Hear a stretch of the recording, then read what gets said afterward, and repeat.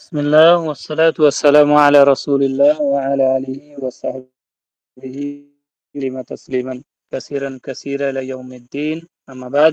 আসসালামু আলাইকুম ওয়া রাহমাতুল্লাহি ওয়া বারাকাতুহু। সমস্ত প্রশংসা আল্লাহ সুবহানাহু ওয়া তাআলার জন্য। সালাত ও সালাম বর্ষিত হোক আমাদের প্রিয় নবী হযরত মুহাম্মদ সাল্লাল্লাহু আলাইহি ওয়াসাল্লামের উপর। আল্লাহুম্মা সাল্লি আলাইহি আল্লাহুম্মা বারিক আলাইহি। তো আমি ইনশাআল্লাহ তাআলা এই ছোট্ট আলোচনাতে সূরা ইনসানের আল্লাহ সুবহানাহু ওয়া তাআলা কোরআনে একটি সূরা রেখেছেন। সূরাটির নাম হচ্ছে মানব জাতির নামে, সেটি হচ্ছে সূরা ইনসান, ৭৬ নম্বর সূরা। তার এক এক এবং দুই এই দুটি আয়াত নিয়ে একটু আলোকপাত করার চেষ্টা করব ইনশাআল্লাহ। তো শুরু করি। আউযু বিল্লাহি মিনাশ শাইতানির রাজিম। বিসমিল্লাহির রহমানির রহিম। هل أتى على الإنسان حين من الدهر لم يكن مذكورا إنا خلقنا الإنسان من نطفة أمشاج نبتليه جعلناه سميعا بصيرا إنا هديناه السبيل إما شاكرا وإما كفورا। তো প্রথমত ভাই, যে কথা শোনা যাচ্ছে ঠিকঠাক? কেউ একজন জানাবেন ভাই, কথা কি শুনতে পাচ্ছেন? জি ভাই, শোনা যাচ্ছে। তো আল্লাহ সুবহানাহু ওয়া তাআলা বলছেন হাল আতা আলাল ইনসান। আতা কথার অর্থ হচ্ছে এসেছে হাল আতা আলাল ইনসান, মানুষের উপরে কি সময় আসেনি? হিনু মিনাদ, একটা সময়, একটা পিরিয়ড, কিছু একটা সময় আর কি।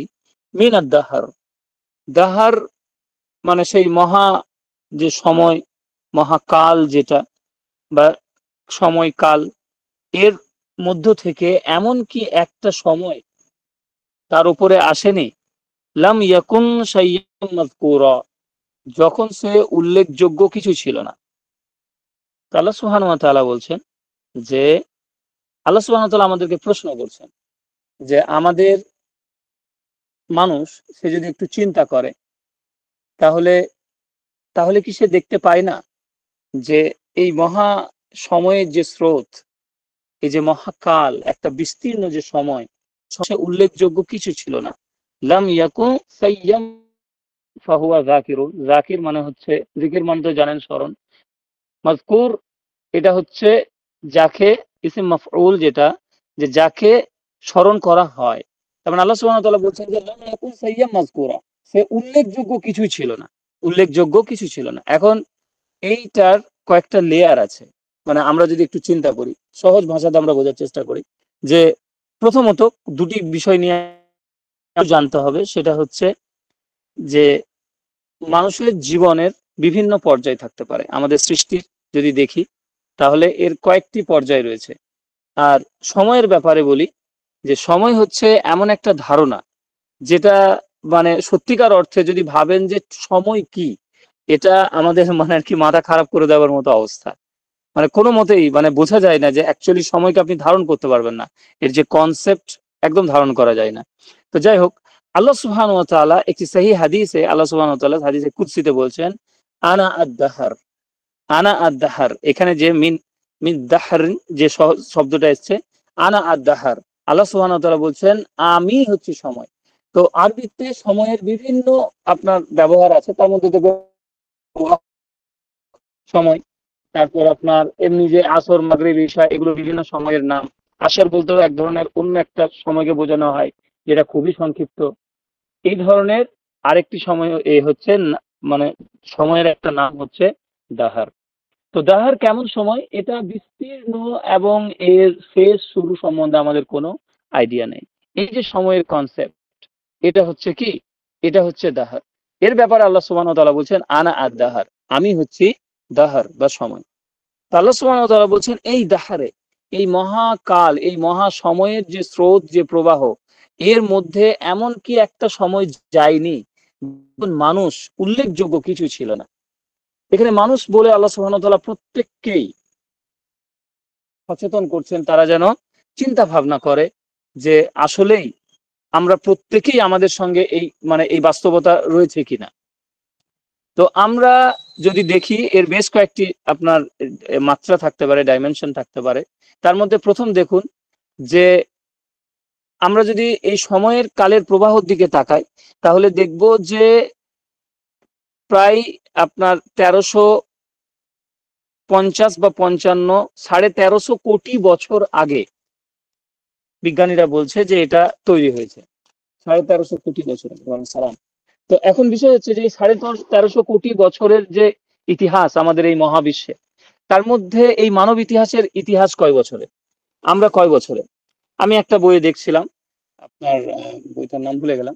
তো সেখানে সরি, আপনার ইসমাইল রেহানের যে মুসলিম বিশ্বকোষ যেটা রয়েছে ইতিহাসের, মুসলিম উম্মার যে ইতিহাসের যে বিশ্বকোষ রয়েছে, সেখানে তিনি আদম আলাইহিস সালামের সৃষ্টির ওই সময়টা নিয়ে কথা বলতে গিয়ে তিনি এটা বলছেন যে এই সময়ের পরিমাণ হচ্ছে 6500 বছরের মতো। তো আপনি ভাবেন যে এই 1350 কোটি বছর, এর বাস্তবতা আল্লাহ বেশি ভালো জানেন, এর মধ্যে 6500 বছর, এর মধ্যে আবার আমার আপনার জীবন কারো 70, কারো 80, কারো 100, কারো 50। তার মানে যদি তুলনা করেন তাহলে আমরা এই সময়ের মধ্যে মানে উল্লেখযোগ্য সত্যিকারে কিছু ছিলাম না। এটা একটা পর্যায়। এর থেকে আরেকটু নিচে নেমে আসুন, যে আমরা যদি দেখি জীবনে আমরা যখন জন্মগ্রহণ করিনি, যাদের সন্তান আছে তারা খুব সন্তান হয়েছে, তো সে 1 বছর, তার এখন 2 মাস সামথিং বয়স। তো আজ থেকে 2 মাস আগে তার কিন্তু কোনো অস্তিত্ব ছিল না, তার যে চেহারা, তার যে সত্তা, এর কোনো অস্তিত্ব ছিল না। তাহলে সেই সময় সে উল্লেখযোগ্য কিছু ছিল না। হ্যাঁ, একজন বাচ্চা আছে, এটাই আমরা জানতাম। আরেকটু যদি পিছনে যাই, 9 মাস আগে তার কোনো অস্তিত্ব ছিল না। প্রথম যখন স্ত্রী গর্ভবতী হয় তখন সে ফিল করে যে কেউ আসছে, বাট তাকে উল্লেখ করা হয় না।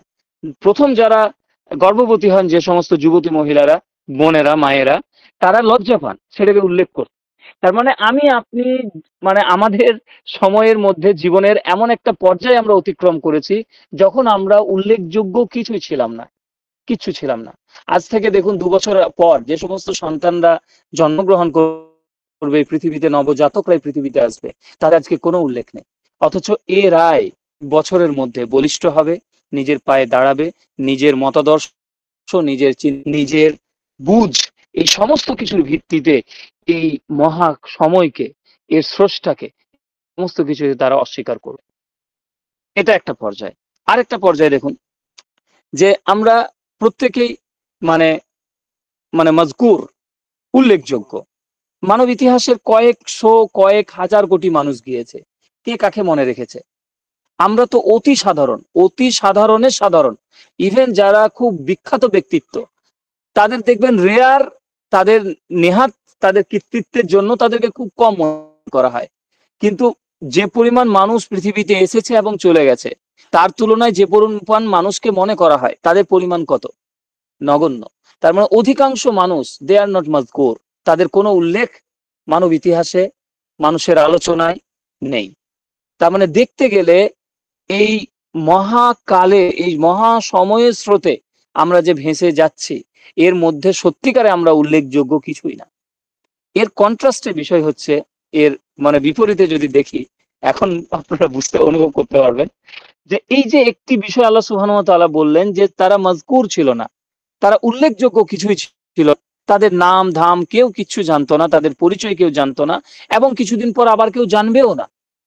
আমি মরে যাওয়ার পরে উইদিন 10 ইয়ার্স, 5 ইয়ার্স, 1 ইয়ার কেউ আমার নাম নেবে না, বুঝতে পারছেন? আমি আপনি সবাই হারিয়ে যাব। তার মানে আমরা উল্লেখযোগ্য কিছুই না। কিন্তু এই একটি তাড়না আমাকে আপনাকে সব জায়গাতে দেখবেন, প্রত্যেকটি সাধারণ মানুষদের এই একটি তাড়না আছে। সেটা কি? সেটা হচ্ছে মাজকুর হওয়ার। আমরা মাজকুর নয়, কিন্তু আমরা চেষ্টা এই একটি এর করে যায়, কিন্তু তাদের শর্ত থাকে সেই হসপিটালে তার একটা মেমোরিয়াল থাকতে হবে, বা কোনো মসজিদ করবে সেখানে তার একটা প্লেট থাকতে হবে তার নামের, তাই না? এটা কিসের জন্য? সে জানে আমি এখান থেকে চলে যাব, কিন্তু তার ভেতরে একটা আর্জ আছে, তার একটা চাহিদা আছে, সে মজকুর হতে চায়।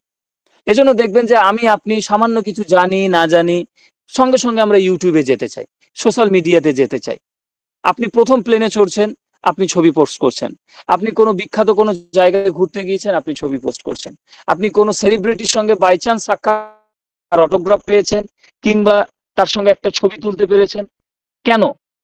কারণ আপনি এগুলোর দ্বারা পৃথিবীবাসীর কাছে, অন্যান্য মানুষের কাছে আপনি মাজকুর হতে চান, যে আমি আপনি কেউই মাজকুর না। তো আল্লাহ সুবহানাহু ওয়া তাআলা এই আয়াতে বললেন যে তোমরা উল্লেখযোগ্য কিছু ছিলে না। তো আমাদের মধ্যে কিন্তু বারবার একটাই প্রচেষ্টা, যেন আমরা মাজকুর হয়ে যাই, আমাদেরকে লোকে যেন মনে করে। এই একটি চাহিদার ভিত্তিতে আজকে সোশ্যাল মিডিয়া, ইউটিউব বলেন, ইনস্টাগ্রাম বলেন, ফেসবুক বলেন, এগুলো চলছে। শুধু মানুষের ভেতর থেকে যদি এই একটি জিনিস বেরিয়ে যায় যে তারা আর মাজকুর হতে চায় না, আমার দৃঢ় বিশ্বাস ভাই যে কাল সকাল থেকে 90% এটা ফল করবে। আপনি দেখবেন যে আপনি ফেসবুকে দিয়ে কয়জনকে দেখলো, কি কমেন্ট করলো, ইউটিউবে কে দেখলো, কমেন্ট করলো, আপনি একটা ডিপিতে কিছু রাখলেন, কে পোস্ট মানে কে আপনার স্ট্যাটাস দেখলো, কে কি বললো, এইগুলো নিয়ে আমরা সবসময় থাকি। এর নেপথ্যে, এর একদম গভীরে যে বিষয়টা কাজ করে সেটা হচ্ছে মাজকুর, সেটা হচ্ছে আপনি উল্লেখযোগ্য কিছু হতে চান। সব থেকে মজার বিষয় যে আপনি এই পৃথিবীতে যাই করেন, আপনি কি পরিমাণ মাজকুর হতে পারবেন, সেরকম খুব বেশি কিছুই আপনি করতে পারবেন না। অধিকাংশ মানুষের কথা বলছি, যারা একদম ব্যতিক্রম, তারা এমন কিছু করেন লাইফে যার দ্বারা মানুষ উপকৃত হয়, তার জন্য তাদেরকে হয়তো মানুষ মনে রাখে, কিংবা তারা এমন কিছু ঘৃণ্য করে যার জন্য তারা মাজকুর হয়ে যায়। কিন্তু একবার ভেবে দেখেন, আমার আপনার মতো সাধারণ মানুষ, গ্রাম বাংলার শত শত শত কোটি মানুষ, শহরের ভিড়ে হেঁটে চলা, হারিয়ে যাওয়া শত শত কোটি মানুষের মাজকুর হওয়ার উপায় কি? সত্যিকারে কোনো উপায় নেই। কিন্তু আল্লাহ সুবহানাহু ওয়া তাআলা, আপনি জানেন যে তিনি হচ্ছেন আশ-শাহীদ, তিনি প্রত্যেকটা জিনিসের খবর রাখেন। তিনি বিযাতিস সুদূর, তিনি আমাদের অন্তরের খবর রাখেন। তিনি বিমা তা'মালুনা খাবীর, যা কিছু সমস্ত কিছু খোঁজ খবর রাখছেন। তিনি সামিউল বাসীর, তিনি শোনেন এবং দেখেন। তার মানে সুবহানাহু ওয়া তাআলা 24 ঘন্টা আল্লাহর কাছে কিন্তু আমরা মাজকুর। কোরআনে আল্লাহ বলছেন, ফাযকুরুনি আযকুরুকুম, তোমরা আমাকে স্মরণ করো, আমি তোমাদেরকে স্মরণ করব। তার মানে আমাদের একটা মাজকুর হওয়ার একটা চাহিদা আছে, আমরা মাজকুর হতে চাই, মানুষ যেন আমাদেরকে মনে রাখে। কোনো কাজ, কোনো সংস্থা, কোনো দ্বীনি প্রচারণা, যে কিছু হতে পারে, কিন্তু তারপরেও, যা কিছু হতে পারে, কিন্তু তারপরেও দেখবেন এর গভীরে একটা চাহিদা থাকে। সেটা হচ্ছে মানুষ আপনাকে ভালোবাসুক, মানুষ আপনাকে চিনুক, এটাই মানুষ চায়। এর বিপরীতে হচ্ছে যে অধিকাংশ মানুষ আপনাকে মনে রাখবে না, অধিকাংশ মানুষ মাজকুর না। কিন্তু আল্লাহ সুবহানাহু ওয়া তাআলা বলেন, ফাযকুরুনি আযকুরুকুম, যদি তোমরা আমাকে মনে করো, আমি তোমাকে কি করব? তোমাদেরকে মনে করব। তার মানে আল্লাহর কাছে মাজকুর হওয়ার আমাদের কাছে কি রয়েছে? অবকাশ রয়েছে। মাজকুর হতে খুব আমাদের পছন্দ হয়। আপনি ভাবুন যে, মনে করেন ডিস্ট্রিক্ট ম্যাজিস্ট্রেট, কোনো একটা বন্ধু গিয়েছে কোনো কাজ করতে গিয়ে, তাকে ডিস্ট্রিক্ট ম্যাজিস্ট্রেট বললেন যে তোমার ওই বন্ধু আব্দুল্লাহ কেমন আছে? সে যখন আপনাকে এসে বলবে যে আরে ভাই, স্যার তো তোমার কথা বলছিল, তোমার নামে জিজ্ঞেস করলো, তা আপনি কি ফিল করবেন? একটা আনন্দ ফিল করবেন। এই কোন ব্যক্তি আপনাকে স্মরণ করছে, সে যত বড় মাপের হবে, যত উন্নত মানের হবে, যত বেশি বিখ্যাত হবে, তার স্মরণ করাটা, তার কাছে মাজকুর হওয়াটা আপনার কাছে তত। এবার ভাবুন যে আমরা সামান্য পৃথিবীর মানুষের কাছে মাজকুর হতে চাই, একটা ছবি তুলে, একটা ছোট্ট কিছু লিখে, কোনো কিছুর মাধ্যমে, কোনো পোস্টের মাধ্যমে। এগুলো করব না তা না, কিন্তু এর পেছনের যে চাহিদাটা, যে আর্জটা, এটাকে আমাদেরকে কিল করতে হবে। অথচ এর বিপরীতে রয়েছেন স্রষ্টা, যিনি এই মহাবিশ্বকে যিনি সৃষ্টি করেছেন, যিনি আমাদেরকে সৃষ্টি করেছেন, আমাদের যাবতীয় আমলকে সৃষ্টি করেছেন, আমাদের যাবতীয় জীবন উপকরণকে আমাদের প্রদান করেছেন। এই সমস্ত কিছু তিনি আমাদেরকে দান করেছেন, এবং আমরা মানে আল্লাহ সুবহানাহু ওয়া তাআলা বেনিয়াজ, তিনি আমাদের কাছ থেকে কিচ্ছু চান না। এরপরে আমাদের কাছে একটি চান্স রয়েছে যে আমরা তার কাছে মাজকুর হয়ে যাই। জানেন যে এই দুনিয়াতে যখন মানুষ আল্লাহর জিকির করে, আল্লাহ সুবহানাহু ওয়া তাআলা এর থেকে উত্তম মজলিসে আমাদেরকে জিকির করেন। তার মানে কি, আমরা তার কাছে মজকুর। কার কাছে মজকুর ভাই? আমরা আল্লাহর কাছে মজকুর। তো আমাদের অ্যাকচুয়ালি উল্লেখযোগ্য যদি কিছু হতে হয়, তাহলে কার কাছে হতে হবে? আল্লাহ সুবহানাহু ওয়া তাআলার কাছে হতে হবে। তো এটা ছিল এই একটি আয়াতের ভাই মানে কয়েকটি ডাইমেনশন। এর থেকেও যারা মানে আর কি আরো গভীরে আলোচনা আছে, অনেকেই করেছেন, আলহামদুলিল্লাহ। তো বুঝতেই পারছেন, এখান থেকে বোঝা যায় যে অ্যাকচুয়ালি কোরআন আমরা হয়তো পড়ে বেরিয়ে যাই, এবং এটা এমন একটি সূরা, সূরা আদ-দাহর। আল্লাহ রাসূল সাল্লাল্লাহু আলাইহি সাল্লাম প্রত্যেক দিন মানে প্রত্যেক সপ্তাহে ফজরের সময় প্রথম রাকাতে তিনি এটি তিলাওয়াত করতেন, সূরা আদ-দাহর, দ্বিতীয় রাকাতে সাজদা। তো আল্লাহ রাসূল সাল্লাল্লাহু আলাইহি ওয়াসাল্লাম যে সূরাগুলো রেগুলার তিলাওয়াত করতেন, সেই সূরাগুলোর মধ্যে যে জিনিসটা আছে সেটা হচ্ছে আমার আপনার জীবনের মননের যে গঠন, আমার আপনার মন মানসিকতা, এটার যে এসেন্স, এটার যে মূল, সেটাকে সবসময় ঠিক রাখে। কিন্তু আমরা সাধারণভাবে পড়ে এগিয়ে যাই, পেরিয়ে যাই। আমরা জাস্ট হয়তো কখনো চিন্তা ভাবনা করি না, কিন্তু এটা কত গভীর। আল্লাহ সুবহানাহু, তোমরা তো উল্লেখযোগ্য কিছুই ছিলে না, অথচ আজকে তোমাদের যত পীড়াপিড়ি, যত তোমাদের মানে দৌড়ঝাঁপ, সবকিছু মজকুর হওয়ার। অথচ আল্লাহ আমাদেরকে সেই সুযোগ দিয়েছেন যে একনিষ্ঠতার সঙ্গে যদি আমরা কোনো কাজ করি, তাহলে আমরা আল্লাহ সুবহানাহু ওয়া তাআলার কাছে কি হব? মজকুর হব। আমি দ্বিতীয় আয়াতে যাব না, যেহেতু সময় 9:30 পর্যন্ত। আমি জাস্ট একটা ওয়ালির কথা বলে ছাড়ছি। ওয়েস কার্নি, এনার নাম নিশ্চয়ই আপনারা সকলেই শুনেছেন। ইনি অ্যাকচুয়ালি কুফার মানুষ ছিলেন, ইরাকের।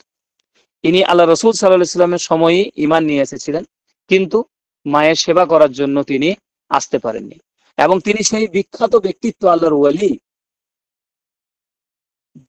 যার জন্য আল্লাহ রাসূল সাল্লাল্লাহু আলাইহি ওয়াসাল্লাম আবু বকর, ওমর, উসমান, আলী, এদেরকে তিনি নসিহা করছেন যে তোমরা যদি ওয়েস কার্নিকে পেয়ে যাও, তাহলে নিজেদের মাগফিরাতের জন্য তাকে দিয়ে দোয়া করায়।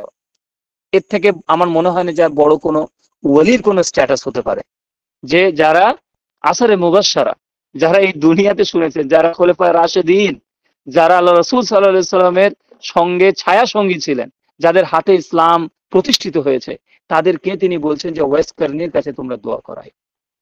সেই ওয়েস কার্নির এমনি অনেক কিছু জানেন, আমি মৃত্যুর বিষয়টা বলছি।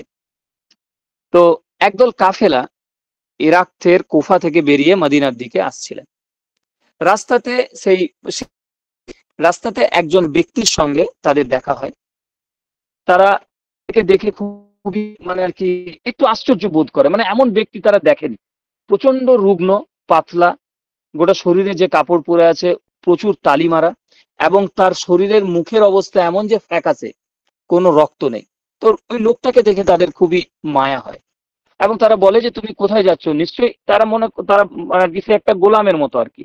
তো তাকে বলে যে, গোলাম, তুমি কি তোমার রবের কাছ থেকে, মানে তোমার মালিকের কাছ থেকে, রব বলতে এখানে মালিক, তুমি তোমার মালিকের কাছ থেকে পালাচ্ছ? তো চলো, তুমি যাচ্ছ কোন দিকে? তো উনি বললেন যে আমি মদিনার দিকে যাচ্ছি। বলে ঠিক আছে, চলো তুমি তাহলে আমাদের সঙ্গেই আমাদের কাফেলাতে চলো। তো তারা সেই ব্যক্তিকে কাফেলাতে নিয়ে নিলেন। কাফেলাতে নেওয়ার পরে তারা একটা জায়গাতে সন্ধ্যাবেলাতে পাড়াও করলেন, এবং সবাই নিজের নিজের তাঁবু মানে ঢুকে গেলেন। সকালবেলাতে উঠে তারা দেখছেন যে সেই ব্যক্তি মৃত অবস্থায় পড়ে আছে, তার সমস্ত ঠান্ডা, এবং তারা নিজেদের মধ্যে প্রচন্ড আফসোস করতে লাগলেন। আমাকে একটু উফ, এই ব্যক্তিকে আমরা ভুল করে নিয়েছি ঠিকই সাথে, কিন্তু আমরা একে কোনো তাঁবুতে নিতে ভুলে গেছি, এবং তাকে গরম কোনো লেপ বা এই ধরনের ব্ল্যাঙ্কেট কিছু দিতে আমরা মানে ভুলে গেছি। তো সেই ব্যক্তি কি হয়েছে? ঠান্ডাতেই মারা গেছে। তো তারা সঙ্গে সঙ্গে করলেন, কি বলে, মানে কাফন দাফনের এবারে ব্যবস্থা করছেন। তো তারা বললেন যে প্রচন্ড ঠান্ডা আছে, তো আমরা কি করি, একটু করি, একটু পানি নিয়ে আসার চেষ্টা করি, পানিটা একটু গরম টরম করে তাকে একটু গোসল দেবো। তো তারা পানি আনতে গেলেন, আর কিছু ব্যক্তি কবর করার জন্য প্রস্তুত। তো তারা বললেন যে আমরা পানি এসে একটু পানি দিয়ে ভেজাবো, তারপরে কবরটা কুড়বো, তাহলে কুড়তে সহজ হবে। তো এক ব্যক্তি বললেন যে আমি জানি এদিকে হয়তো পানি আছে। তো তারা পানি আনতে গেলেন। পানি শীতের সময় পানি আনছেন, পানিতে তারা নেমে যখন পানি ভরছেন, দেখছেন যে পানিটা হালকা হালকা হালকা কুসুম কুসুম গরম। তারা পানি ফিরে নিয়ে এলেন। তারা খুব আশ্চর্য হলেন যে কি ব্যাপার, এরকম তো পানি গরম হওয়ার কথা না। পানি নিয়ে এলেন। তারা এসে কবর করতে শুরু করলেন। প্রচন্ড পাথুরে ভূমি, পাথুরে জায়গা, কিন্তু কবর করতে গিয়ে দেখছেন যে কবরটা খুবই সহজে কোড়া হচ্ছে। তো তারা কবর কুড়ে তাদের মনে কিন্তু একটু করে এবার অন্যরকম লাগছে, কারণ তখনকার দিনের মানুষের মধ্যে একটা, বুঝতেই পারছেন, আধ্যাত্মিকতার একটা ছাপ ছিল। তারা জানতো যে হয়তো এটা নর্মাল কিছু হচ্ছে না। তো তারা বললেন যে ঠিক আছে, চলো ওই লাশকে নিয়ে এসো, এবার আমরা ওই মাইয়াতকে গোসল দিই। তারা যখন গোসল দিতে গেল, তখন দেখছি যে অলরেডি সেই ব্যক্তির গোসল হয়ে আছে, এবং তাকে খুব সুন্দর সাদা রেশমি কাপড়ে তার পুরো শরীরকে ল্যাপটপ মানে আর কি করা আছে, র্যাপ করা আছে, মোড়ানো আছে। তো তারা সবাই একে অপরকে জিজ্ঞেস করতে লাগলেন কে, কারা গোসল দিল এবং কারা করলো, মানে তাকে এইভাবে কাফন পরালো। তো তারা সকলেই, তারা যখন একে অপরকে প্রত্যেকে জিজ্ঞেস করে, তারা মানে এই সিদ্ধান্তে পৌঁছালো যে আসলেই কেউ তাকে দেয়নি। তো তাদের কিন্তু প্রচন্ড সন্দেহ হতে শুরু করলো। তারা কবর খুঁড়লো, কবরে যখন তারা সুঘ্রাণ পাচ্ছে, এই সমস্ত কিছুর পরে তারা কবর টবর দিয়ে তারা বুঝতে পারলো যে এই ব্যক্তি কোনো সাধারণ হয়তো কেউ না। তো তারা বললো আমরা আবার কুফাতে ফিরে যাই, তারপরে আমরা মদিনা যাব, আমাদেরকে জানতে হবে যে এই ব্যক্তি কে। তো তারা যখন কুফাতে ফিরে গেলেন, তারা তার সমস্ত পরিচয় বললেন যে এরকম একজন রুগ্ন ব্যক্তি, যার মুখটা পুরো ফ্যাকাসে, তার শরীরের কাপড় একদম মানে আর কি খুবই টালি টালি মারা ছিল একদম। তো এই ব্যক্তিকে তারা বলছেন যে এই তো আমাদের ওয়েস কার্নি। তখন তারা বললেন যে ইনি হচ্ছেন ওয়েস কার্নি। তখন তারা বাকি সমস্ত ঘটনা বললেন যে এই ঘটেছে। তারা বললেন যে ঠিক আছে, চলো আমরা, চলো আমাদেরকে, কুফার সমস্ত মানুষ তারা বেরিয়ে আসছে ওয়েস কার্নির কবর দেখতে। এসে দেখছে সেই কবর মাটিতে মিশিয়ে গেছে। আল্লাহ সুবহানাহু ওয়া তাআলা হাওয়া চালিয়েছেন, সেখানকার ভূমি দেখে তাদের আর কোনো চেনার উপায় নেই যে ওয়েস্ট কার্নির কবর কোথায়। এখনো মানুষ জানে যে কুফা থেকে মদিনার পথে ওয়েস কার্নির কবর আছে, কিন্তু কোথায় এটা তারা কিন্তু এটা জানে না। তো এটা হচ্ছে আল্লাহর ওয়ালি, একজন ব্যক্তি যে আল্লাহর কাছে মজকুর হইতে পেরেছিল। সারাটা জীবন সাধারণভাবে মানুষ তাকে চিনত না, অথচ আল্লাহ রসুল সাল্লাল্লাহু আলাইহি ওয়াসাল্লাম তার মর্যাদা বর্ণনা করে গিয়েছেন। তিনি সারাটা জীবন একনিষ্ঠভাবে প্রত্যেক মুহূর্তে আল্লাহর কাছে মজকুর হতে চেয়েছেন, এবং আল্লাহ সুবহানাহু ওয়া তাআলা তিনি যে তার প্রতি সন্তুষ্ট, তিনি যে সত্যিই তার কাছে মজকুর, তার প্রমাণ এই পৃথিবীতে তিনি দিয়েছেন। যে মৃত্যুর সময় তার এমন কিছু ঘটনা ঘটে যেখান থেকে এটা প্রকাশ পায় যে তিনি অস্বাভাবিক কেউ কিছু। তো আসলে ভাই আমরা অনেক সময় জ্ঞান চর্চা বলেন, আহ মানে আর কি এই বিভিন্ন ধরনের টেকনিক্যাল ব্যাপার স্যাপার আলোচনা করতে গিয়ে অনেক সময় আমাদের যে এসেন্স, আমাদের যে মূল, আমাদের যে লুব্বে লুবাব, এটাকে আমরা অনেক সময় ভুলে ফেলি। তো আসুন আমরা, মানে আমি নিজের জন্য প্রথম আপনাদের কাছে দরখাস্ত করি যে আপনারা খাসভাবে আল্লাহর কাছে দোয়া করবেন যেন আল্লাহ আমাদেরকে ইখলাস দান করেন। এবং সত্যিকারে ভাই এই পৃথিবীর কাছে, বাসীর কাছে মজকুর হয়ে কোনো লাভ নেই। আল্লাহ যেন আমাদেরকে তার কাছে মজকুর হওয়ার তৌফিক দান করেন, আমরা যেন তার কাছে উল্লেখযোগ্য কিছু হতে পারি। এবং এই দুনিয়ার কাছে, মানুষের কাছে আপনার হয়তো কোনো দাম নেই, কিন্তু আপনার একটা সামান্য কাজ, আপনার একটু মানে পথ চলা, আল্লাহর জন্য কিছু করা, সেটা একনিষ্ঠভাবে যখন আপনি আল্লাহর জন্য করবেন, তখন আপনি আল্লাহর কাছে মাযকুর হয়ে যাবেন। আল্লাহ আপনার সুবহানাহু ওয়া তাআলা আপনার জিকির করবেন, আল্লাহ আপনাকে স্মরণ করবেন, আল্লাহর কথা আপনার এমন মানে আর কি এমন এমন মানে তার সৃষ্টির সামনে করবেন যারা মানে খুবই পুত এবং পবিত্র, যাদের কোনো গুনাহ নেই, তারা হচ্ছে ফেরেশতা মণ্ডলী।